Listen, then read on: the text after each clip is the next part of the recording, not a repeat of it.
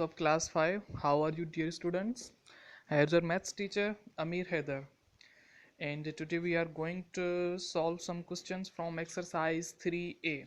So here you are looking in next page. Okay, question number 4 is written here. I have already solved some question from question number 4, and I am going to tell you about today addition of the mixed fractions. It means the numbers whose addition are in mixed fraction. So the here is question number 4 is written, and part C is written 2 whole 3 upon 7 plus 4 whole 4 upon 21. So what we have to do, we have to write solution, then question same as it is, we have to write it as after the solution. So you have to now put the table of 7 on 2 times. It means on first fraction you have to put the table on your first fraction. So the 2 fours are 14, 14 plus 3 will be 17. So the number will comes in proper fraction as 17 upon 7.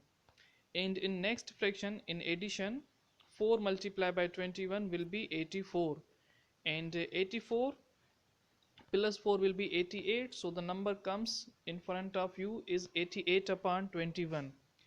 Now you have to take the LCM of 7 and 21. As the denominators are different, so we have to take the LCM of the numbers of the denominators 7 and 21. On the right hand side, LCM is taken here. So look at the LCM. LCM of 7 and 21 will be 21. So here 21 is written below the numbers. Now you have to divide 21 by 7. Divide 21 by 7, it will be 3.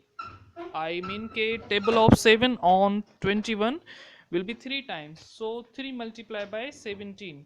Then again 21 multiplied by 21, it will be 1. 1 multiplied by 88, 88 will be the same. So now again you have to multiply 17 multiplied by 3. So it will be 51. Okay.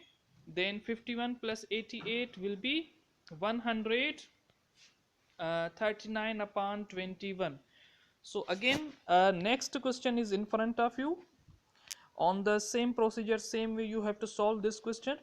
10 upon 1 upon 6 plus 8 upon 5 upon 36.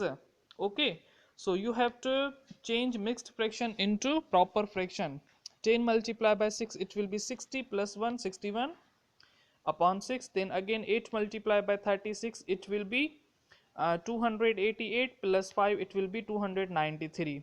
Then again you have to take out the LCM of 6 and 36. Okay, so 6 and 36 LCM will be taken out as a 36. You have to write below number 36, then divide 36 by 6.